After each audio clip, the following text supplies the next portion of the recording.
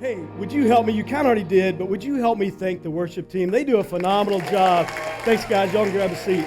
They do a phenomenal job week in and week out, and that includes the people in tech in the back of the room.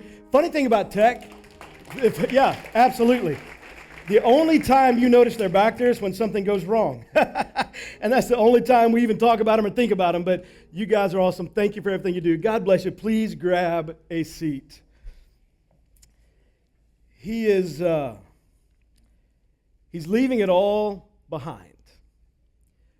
Every plan he's ever had, every dream he ever chased, everything he thought his life would be or could be, it's changed.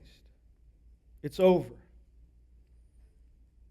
And he's leaving, and on this journey, this moment in time, he'll be alone. It's one thing when you change course in life, you change directions, you scrap these plans and you're going in a new direction. It's one thing when you do that and you have family or friends to take the journey with you. You have people to bounce ideas off of and talk with or make plans for a new future. But for this man, this journey will be alone.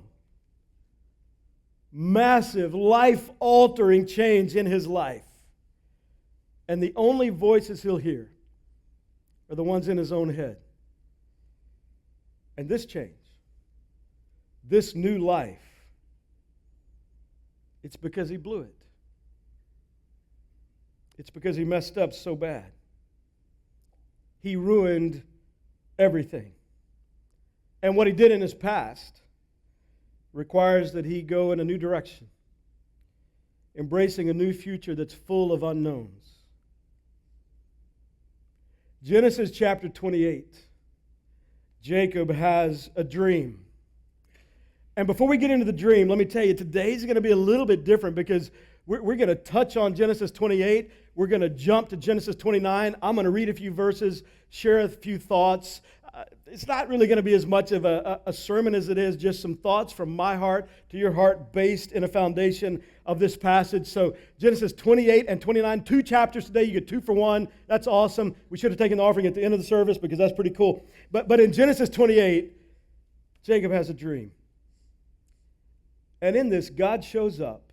And the primary theme, the big idea of Genesis 28 is this.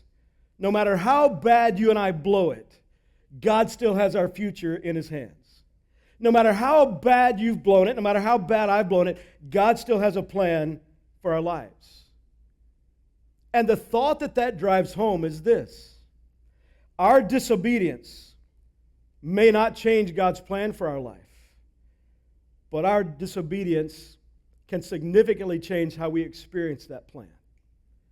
In other words, God is sovereign, and He has a plan, and He's going to work out that plan, and we get to live in the fullness of God's plan and the purpose of God's plan for our lives, the easy way or the hard way. And that hinges on obedience. Genesis 28, verse 12. He had a dream in which he saw a stairway resting on earth with its top reaching to heaven. Stairway to heaven, that's interesting. And the angels of God were ascending and descending on it. There above it stood the Lord, and He said, I am the Lord, the God of your father Abraham and the God of Isaac. I will give you and your descendants the land on which you're lying. Your descendants will be like the dust of the earth, and you will spread out to the west and to the east, to the north and the south. All the peoples on earth will be blessed through you and your offspring. I'm with you and will watch over you wherever you go, and I will bring you back to this land. I will not leave you until I've done what I've promised. The same promise that God made Abraham, his grandfather, and then Isaac, his father, He now makes to Jacob. It is a profound promise because Jacob is on this journey. His parents have sent him away to go find a wife. But part of the reason they sent him away, remember, he was deceptive, and he robbed his brother of his birthright. He pretended to be Esau, went in, and Isaac blessed him. And so because of that deception and Esau's temper, which he says he's going to kill Jacob when Isaac dies, his mother overhears that, talks to Isaac. They send him away to go find a wife. This journey, he's going by himself because he was deceptive. He blew it. He's got to run. This journey is about 450 miles, and my man is walking. That's a long time to hear only what's in your head about how bad you blew it, how bad you messed up. How could you be deceptive and expect God to bless that? It's the moments in life where, because of some decisions you made, because of some things you've done, because of a past that has flashes of moments that you're embarrassed or ashamed of, you kind of think, God's probably not going to bless me like He could have. God's not going to do in my life what He would have. Because we tend to think that we have to live in a perfect way for God to work out His plan in our lives. And nothing could be further from the truth. Our disobedience does not hinder the plan of God. It just makes it a harder experience for us. He's now in his 60s. He has no spouse. And God says, I'm still going to fulfill my promise and make you a great family. And out of that family will come the Savior of the world. That's why it says the world will be blessed. All peoples will be blessed, because Jesus is going to be born in this family line. And this is the moment that God says to Jacob, you may have given up on me, but I haven't given up on you. Isn't it true that there are seasons in life that are difficult and challenging? And sometimes we go through those because we think we earned it. And sometimes we do. Because of those decisions in the past, because of the mistakes, because of the ways we've just blown up our lives. It's so easy when things get hard to wish it wouldn't be like that, but to kind of understand and say, okay, it's what I deserve. It's what I get. God's given up on me. But in reality, God doesn't give up on anybody. We give up on God. We give up on believing He can truly forgive us. We give up on believing He still loves us. We give up on believing that He's big enough to still pull off His plan and His purpose for our lives. Oh, we blame God so often, even when we understand He's probably not going to bless me because I'm such a screw-up. We kind of give up on Him when in reality, He never gives up on us. And it's the message He's communicating with Jacob. If you still want me to be your God, I've still got a plan. We move in that context, we move into chapter 29, and we find not one but two weddings. The average marriage in the United States lasts 7.2 years. It may interest you to know that America has the highest divorce rate in the entire world. In fact, over half of the divorces that happen globally happen in the United States. Over half. Now, let me say one thing from the beginning. We're going to talk about marriage today. We're going to talk about singles that would like to be married one day or remarried one day. Let me make something very, very clear.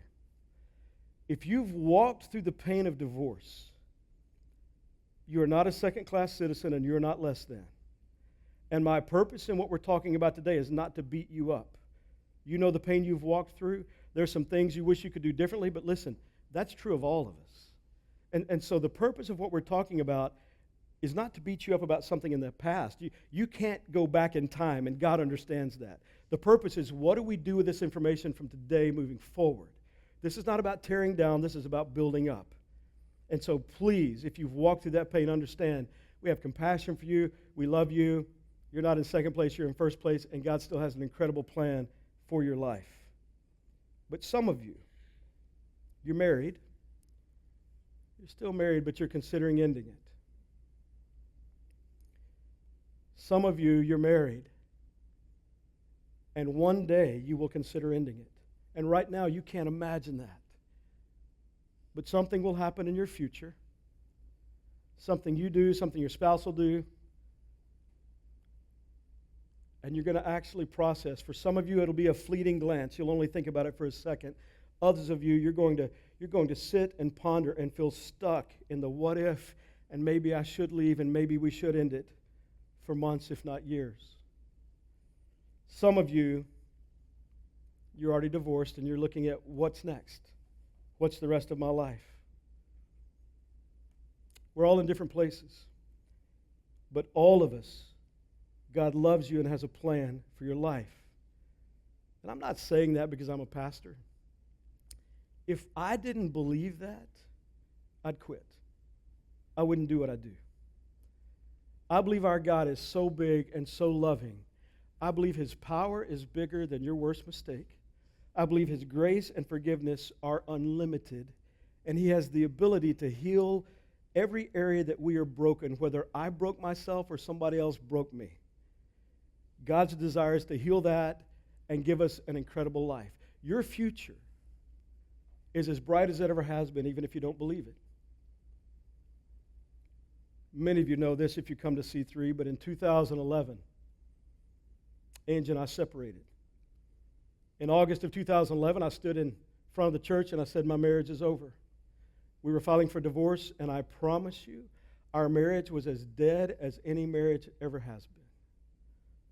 And I'm grateful to God that He restored our marriage. And if you've walked through that and your marriage wasn't restored, that's not because I'm better than you. You just have a different story. But you have the same God and the same bright future as anybody else. But I remember when we were separated. I started running. And listen, I hate running. I'd rather take a beating 7 days a week than run. Like if the place is on fire, I'm probably not running. If the option is stop, drop, and roll or run, I'm going to stop, drop, and roll. Like I hate running. But I ran because I was dealing with so much anger inside me. Angry at myself.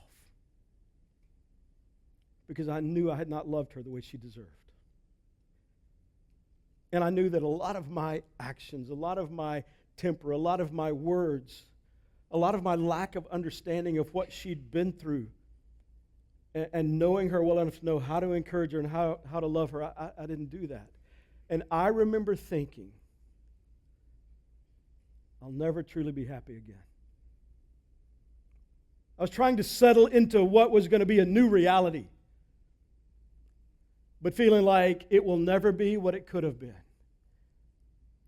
And I got to tell you, that's just a lie that comes from an enemy that wants you to live discouraged. Yeah, you've absorbed a lot of pain, and there will be more. But your future is not limited. And your future is just as bright as it's ever been, not because of you, but because of Jesus and who He is and what He offers. There is a myth that we believe in our culture. I think it sets up a lot of marriages for failure. It's the compatibility myth. We think that to have a great marriage, we have to find somebody that we're totally compatible with. It's what culture tells us. Find the person you're compatible with. The problem is, men and women are very, very different. Men's brains are so different than women's. And ladies, let me say this before I say everything I'm about to say. I'm not saying anything you don't know. I'm helping the dumb guys come along, okay? So I'm not mansplaining. I'm just sharing some things that maybe might turn on the light bulb in your husband's mind. And man, you understand I have to say this. But I'm just trying to help the guys get up to speed with where you are. So men's brains are like little rooms. You have a room where the cars are. You have a room where the kids are. You have a room where the job is. You have a room where the in-laws are. You don't open that door often. You have a room where your hobbies are. Men's brains are fragmented. And when a man discusses a particular subject, if we're going to discuss the kids, I've got to go into the room where the kids are so I can talk about the kids. And when I'm done, that room doesn't touch any other rooms. I'm just talking about the kids. And when I'm done, I go out and shut the door, and the kids aren't on my mind anymore. That's how a man's mind works. Women's brains are very different. Women's brains are a big, beautiful, amazing, fantastically awesome ball of twine. The most beautiful ball of twine you've ever seen. But no matter how big it is or how raveled it is in different ways, it's all connected. Everything touches everything else. The cars also touch the job, and the job touches the kids, and the kids touch the in-laws, and everything is somehow connected. And men just don't think like that. And one thing that can be very hard sometimes, and ladies, maybe nobody told you this before, you know it intuitively, but maybe nobody's ever just kind of said, hey, here's how it is. This can be hard to comprehend, but often the biggest room in a man's brain is the nothing room. So he's been working in the yard, and he comes in and you say, hey, what were you thinking about? And he says, nothing. He's not lying. He's not lying to you. Like you think he's hiding something. No, no, no. He's being flat out honest. It's an amazing ability that men have to just sort of check out and go numb and think about nothing. And you have a hard time understanding that because you're so connected. It has been proven through research women are far more emotionally intelligent than men are. We're very simple. But you think in a connected way. He doesn't. So when he says he's thinking about nothing, he means it. So how can you be compatible with Mr. Nothing? How do you even pull that off? What determines the success of a marriage, what determines whether or not you have a great marriage, is not how compatible the two of you are. It's how you deal with incompatibility.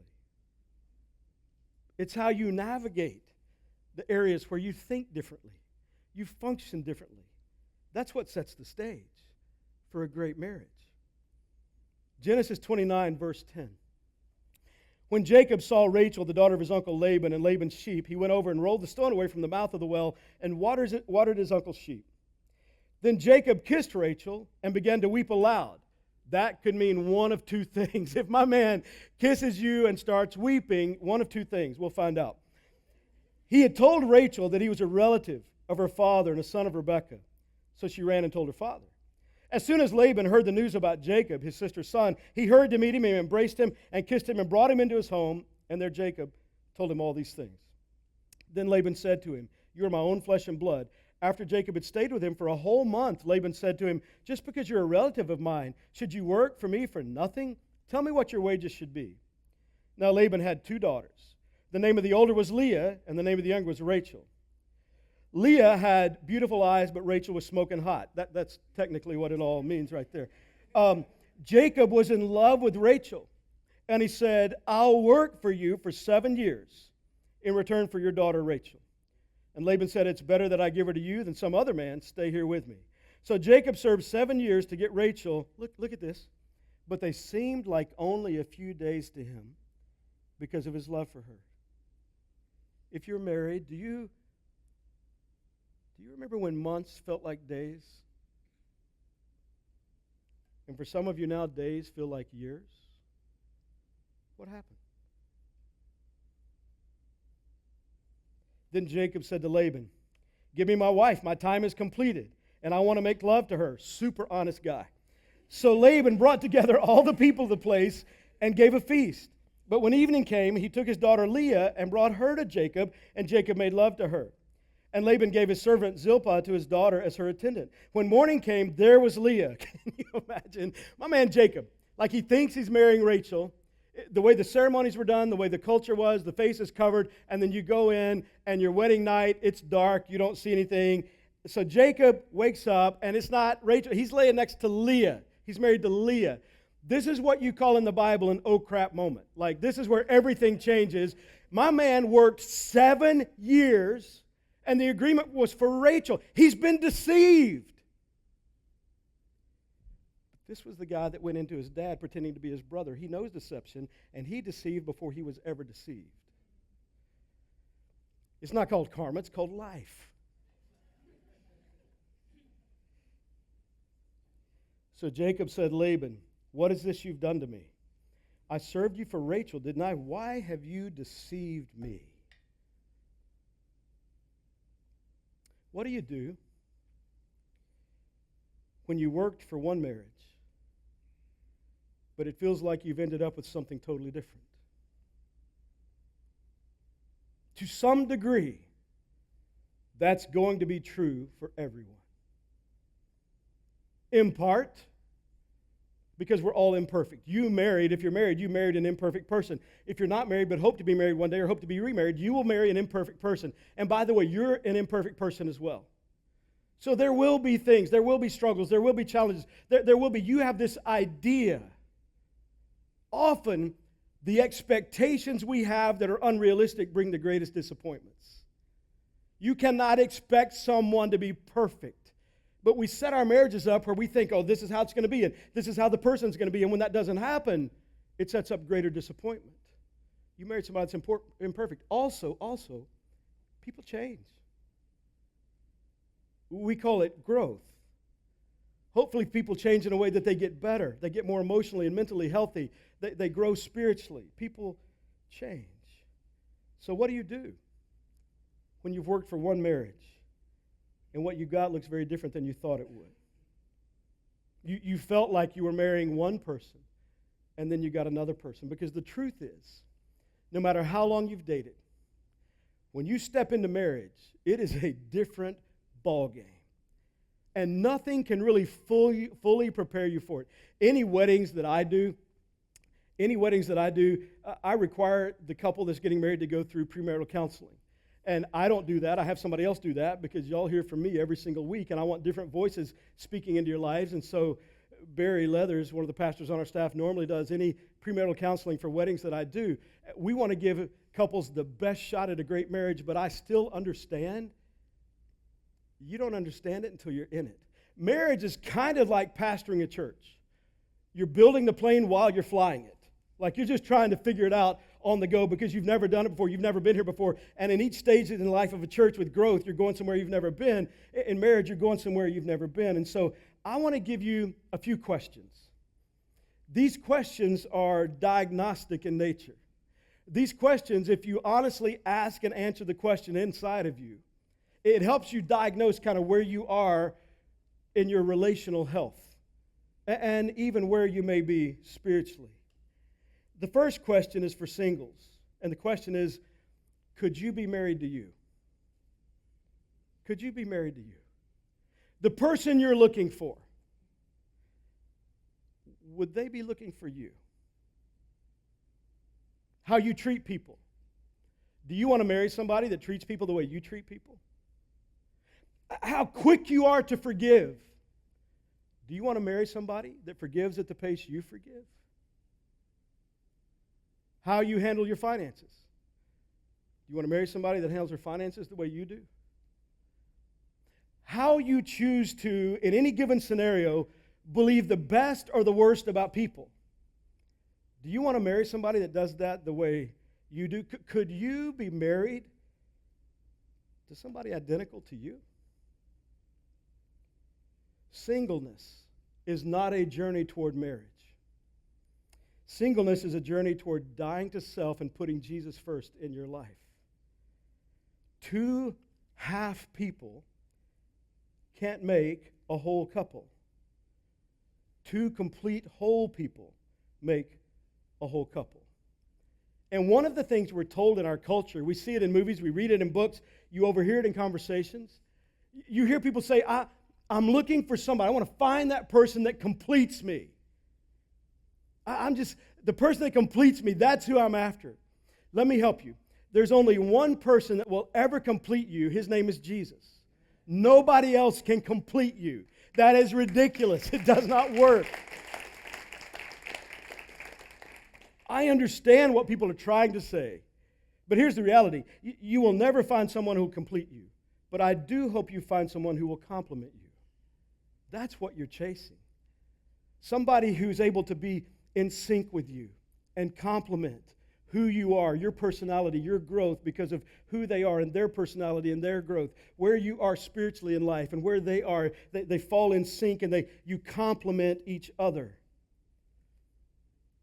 But your spouse will never know you and know how to complement you if you don't know who you are. I think more than ever before, we live in a world of pretenders where so much is fake. Who you are, many of you, who you are on social media, is that who you really are? You put the picture of the deliciously healthy meal. You don't show the Jenny's ice cream you're pounding down later. Like, it's just the green stuff and the vegetable. Like, come on.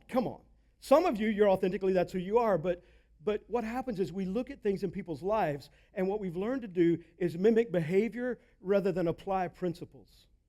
We mimic people's behavior, and we fake like we're them, when in reality, if you would take the principles that work in their marriage, in their life, and apply those principles, it may flesh out differently in you, but the principles work. Mimicking, imitating never works. Applying the principles is what will actually change you. It takes two whole people to make a couple. So let me talk to single guys and single girls just for a second, And by the way, if you're married, think about yourself in these and what can apply to you. But single guys, what do you need to do? A couple things I would recommend. Settle yourself and submit yourself. Settle yourself. In other words, calm the fat down. It's going to be all right. I've watched more guys blow up their lives by chasing being in a relationship with just somebody. I understand hormones are raging. Like, I get it. But you know what's worse than being alone? Being with someone who makes you miserable. Settle down. Settle yourself by submitting yourself to God. Trust God. Trust God's timing. Now, ladies, this works for you too. Trust God. Trust God's timing. It's interesting. How did God get Adam a partner? First guy. He put him to sleep.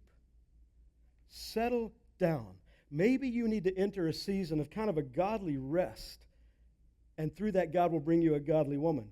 A godly rest, it's peace reclining in trust. Trust God with your future. Recline and rest in trusting God. And it brings you a peace because He's in control. Single ladies, the Bible says in Proverbs, it's the book of wisdom, he who finds a wife finds what is good. What's interesting to me about this verse is it says, he who finds a wife.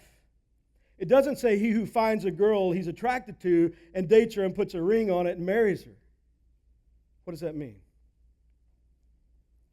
It means, ladies, you're not a wife when he marries you. You're a wife when he finds you.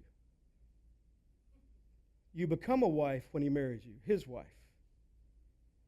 But the wife is not the presence of a ring. It's the presence of your character. It's how you're living, how you're thinking, how you're deciding, who you are as a person. And often, ladies that want to be married walk around and live with a girlfriend attitude. If you carry yourself like a wife, a husband will find you. But as long as you live like a girlfriend, boys will play with you. Becoming a what? You're welcome. See, here's the question. Guys and girls, here's the question. The question is not, what do I do while I'm waiting? The question is, who do I become while I'm waiting? Who are you becoming? And are you becoming the kind of person that you would marry? Are you becoming the kind of person that you would be looking for? Don't diminish who you are and devalue who you are and live contrary to what you want, expecting somebody, the kind of person you would want, to be attracted to who you're becoming. It's not what are you doing, it's who are you becoming.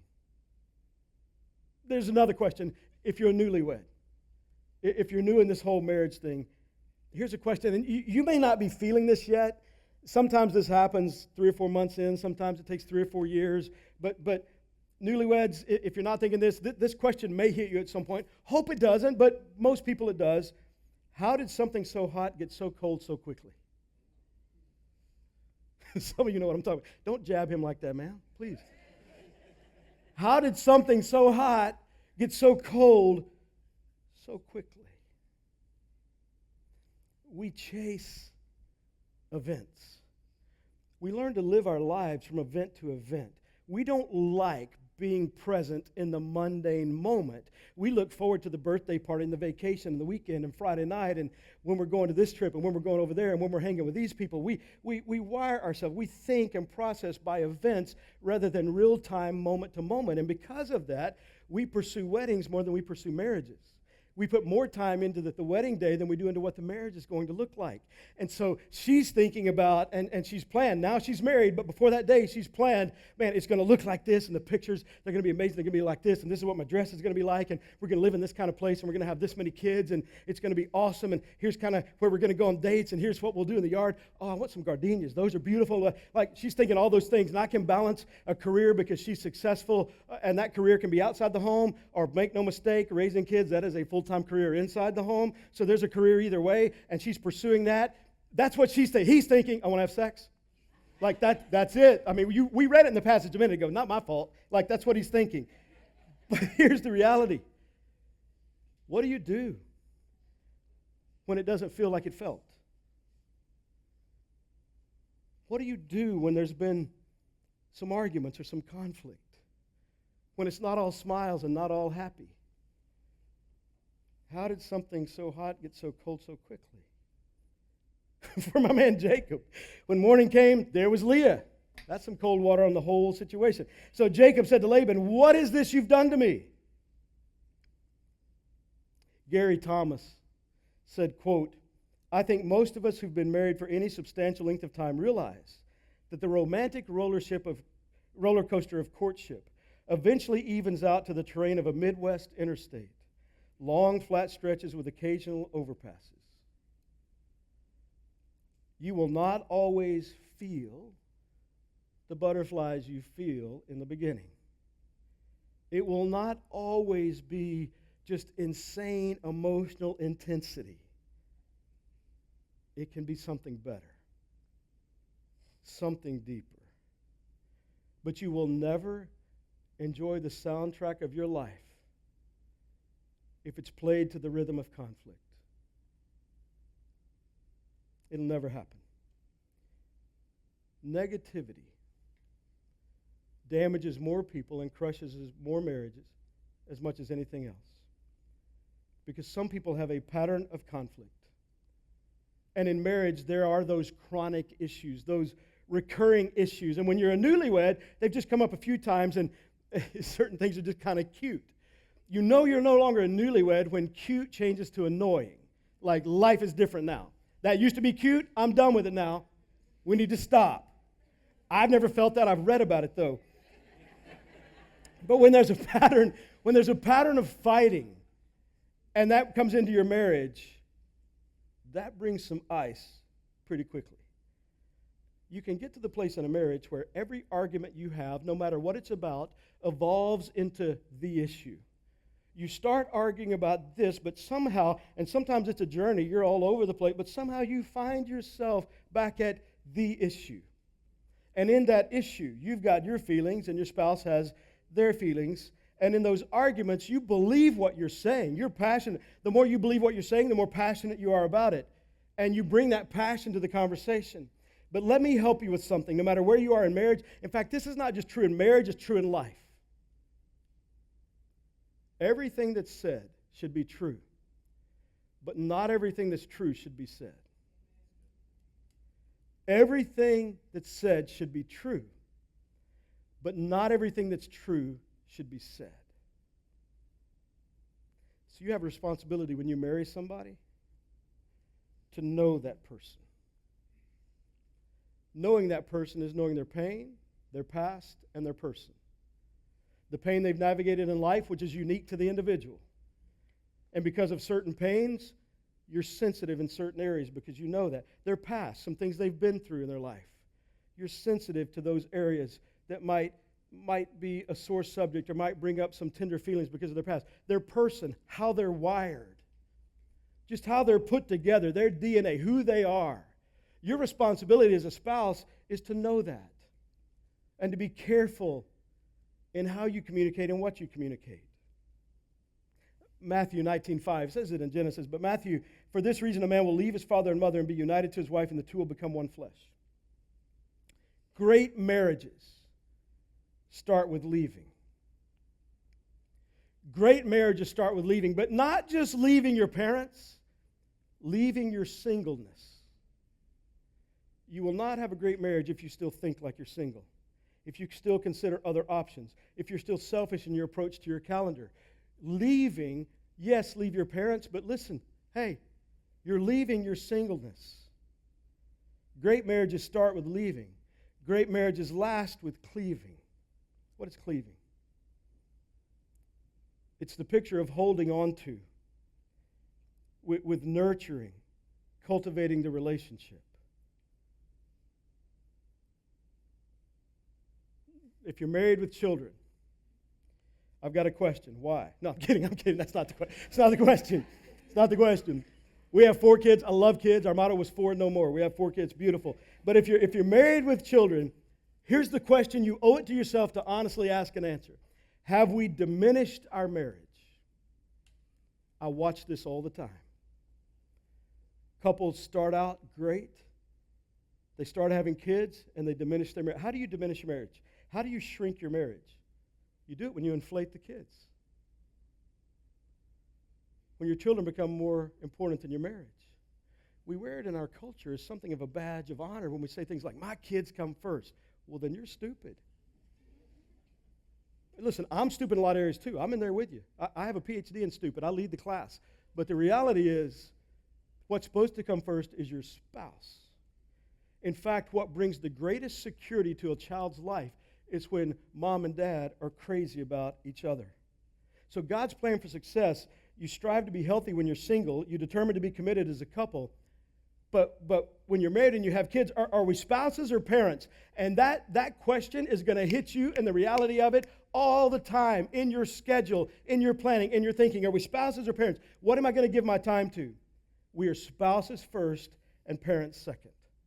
Spouses first always. You know what that means? That means that you need to create some awkward moments for your children. Not stupid, not obscene, not too far. I'm not saying that. Don't get dumb. Like it's still G or PG, but some awkward moments where you show your spouse affection in the kitchen in an appropriate way. Because to any kid, any level of affection from mom and dad, it's awkward. Stop it. Cut it out. But they need to see, sir, you will show your daughter how to be treated by a man by how you treat her mom. Sir, you will set the example for your son. And if you're one of these weak-minded men that you think it's funny to circle up and huddle with the guys and bash women, the only thing you see in a huddle is a bunch of asses. And the reality is, it's an animal, it's in the Bible, it's okay. I have no respect for men that do that. And a man that talks women down will never be close to me and never be in my inner circle because I do not want to be influenced by that. Ever. It's not much, it's not cool. It's not even funny. It's stupid. Because you can see on the face of a wife how she's treated by her husband. Now, ladies, I got nothing to say to you. You're perfect, so you go figure it out. No, the reality, I will say something. Let's just go there. And if this is your last Sunday here, I love you. I'm so glad you've been coming to C3. Ma'am, the primary thing your husband needs is respect, especially in front of your kids. Well, if he'd change how he acts, what are you doing? You promised I'd do in good times or bad? And what's crazy about guys, men are very simple. How you treat them is who they become a lot of the time. So if you want him to be a respectable guy, treat him like one. Just lean into Jesus, pray for him, and listen, don't think divorce. Just do the best you can to stay married or ask God to kill him. But don't let divorce be an option. That's not... True story. Do we have time? Yeah, we got a second. I was serving on a staff in North Carolina, and we invited this old guy in to come speak. He was a mentor in my life, Dr. J. Harold Smith. He'd seen over 2 million people come to Jesus, preached all over the place, had the radio Bible hour, was on radio for like 60 years. I pick him up at the airport. He says, let's go by the church. And he was going to be preaching Sunday morning through Wednesday night. I'm talking fast because I got to get this story in. I didn't share it last hour. We go to the altar in the auditorium. He says, I want to pray for our meeting this week. My man starts praying, but before he prays for the services we're going to have, he prays this: God, I pray that if Byron is ever going to cheat on Angie, you'd kill him first. It worked. I've been a pretty good guy, but I don't know why I shared that with you. But here's the reality. One day your kids are going to leave. One day they're going to leave. And if you put your spouse first, they'll stay. All of our kids are grown. We are what some people call empty nesters. But can I tell you the truth? I'm having the freaking time of my life. I love it. It's not that I didn't love having kids. I just believe in loving each stage of life. And life has mixed emotions. There are things you're sad about, things you're happy about in every stage of life. I loved it when the kids were there, and I miss them. I miss them at home. But listen, I am loving Angie and I and what we're able to do and the freedom in our schedule and what we're able to do. And we don't have to worry about what we're wearing if we're going to the kitchen to get something out of the fridge in the middle of the night. It's great freedom. I love this stage of life. But if you don't cultivate your marriage, when the kids go, family's gone. You've got to cultivate the marriage. And this is interesting. The Bible says, again in the book of Wisdom, train up a child in the way he should go, and even when he's old, he won't depart from it. Parents, we train our kids with their education. We train our kids in sports. We train our kids in music and drama and theater and choir.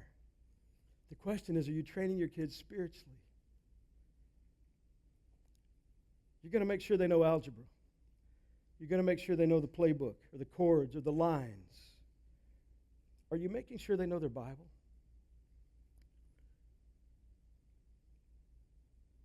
I don't think we understand as parents how hard this world is for our kids. The reality is, and it is the truth, and some people just won't admit it, our kids have it much harder than we did. They are facing things, agendas, temptations, and pressures at a level that we never faced. And one of the greatest gifts you can give them is help them grow spiritually, help their spiritual formation. You want to make sure they graduate. You've got the college picked out you want them to go to, but how are they doing spiritually? And parents, that's up to you. It's our job to train our kids.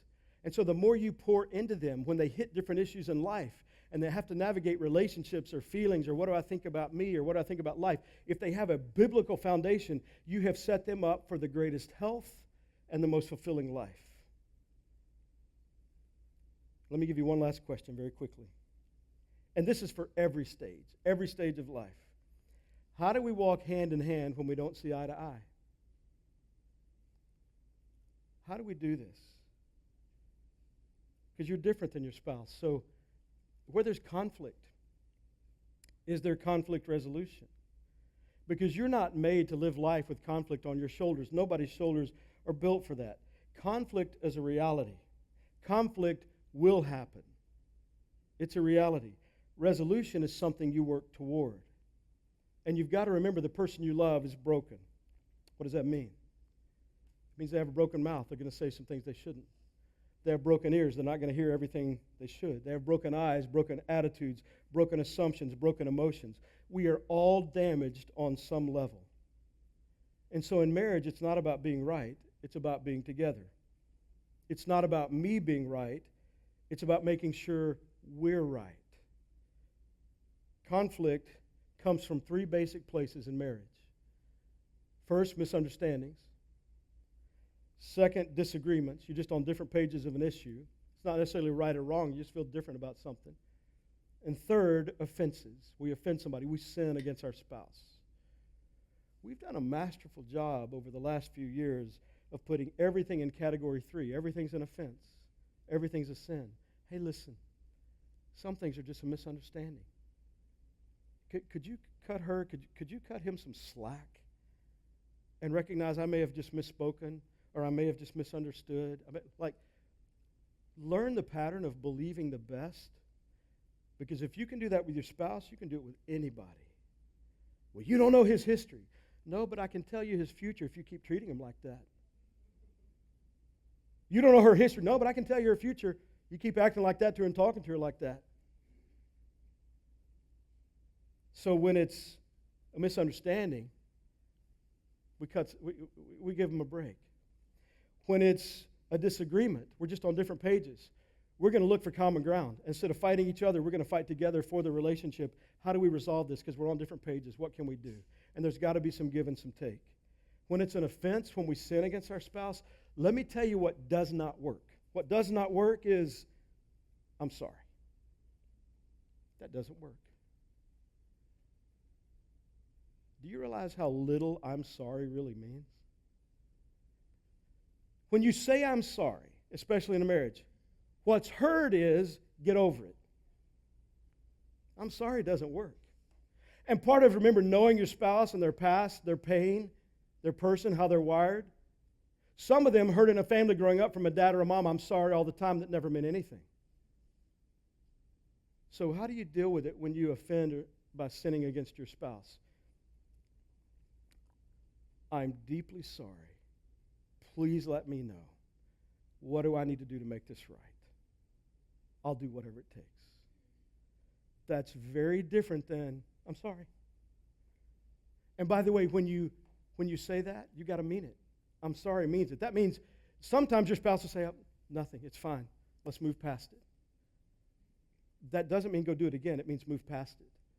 Or they may say, okay, here are a couple things you can do. Hey, Jethro, you got to do it. No, I'm not. No, if you mean it, you do it. There's going to be conflict. We all live with conflict. We don't all live with resolution. You've got to determine to chase resolving things in your marriage. You've got to determine to fight together for common ground and what you can achieve rather than against each other. Without Jesus, differences divide relationships. With Jesus, differences deepen our relationships. Because it's in the moments of life that cause friction. It's in the difficulties of life when we learn even to argue in a healthy way or to have conversations about difficult subjects in a healthy way that we're able to grow. We're able to learn some things. We're able to show kindness when it's hard. We're able to forgive. We're able to try to develop a deeper understanding, and it's called growth. It's going to benefit you. You've got to come together and fight for it together. Would you pray with me this morning? Father, I pray for those in this room today that are single. For those that are Christ followers, I pray their pursuit would be who they're becoming with you in their lives. Not what they're doing or who they're trying to find, but who they're becoming. I pray you'd continue to grow them spiritually, emotionally, mentally. I pray you'd bring physical health even, God, that they would pursue you. Father, I pray for those in marriages. That, God, that you would do a special work. And where there's pain, that you would bring healing. You would show us how to work through that together. But, God, we know ultimately there's no way we can be the men or the women, the husbands or the wives, the fathers or the mothers, the sons or the daughters, the siblings. There's no way we can be who we'd love to be without knowing you in a personal way. With heads bowed and eyes closed, maybe you're here today and you know that the greatest need in your life is a relationship with the God who invites you to call him Father. That's possible because of what Jesus did on the cross. And it's personal. It's an invitation you have to accept. God offers salvation. God offers eternal life. It's not free. It cost him something. It cost him his son, but it's free for you. It's a gift. It always costs the giver. But you've got to receive the gift to have it. And so today, if you know, man, I want Jesus in my life. I've never invited Jesus to come into my life. Forgive my sin. Give me a home in heaven after this life. And give me his Spirit to walk with me through life. If you've never prayed that prayer, I want to encourage you today, man. Today's your day. I can't think of one reason not to. This changes your family tree. Just pray this simple prayer. You can pray it out loud or you can pray it in the quietness of your heart. You just say, Dear God, I know that I need you. Jesus, please come into my life. Forgive me of my sin. And help me to live for you. As best I know how, I give you my life. Thank you for loving me. In Jesus' name, amen. Thank you so much for watching with us. If you just prayed that prayer, Pastor Byron would love to know it. You can text your first name to 407-487-8311. And we also want to thank you for your faithful generosity. Because of the way you give, lives are changed every single week. You can go to our safe and secure website, givec3.cc, or text C3 Orlando to 77977. We also want to let you know if you are local in the Orlando area, we have 3 services now. You can come at 9:30 or 11 a.m. or 6 p.m. We'd love to see you there. Have a great week.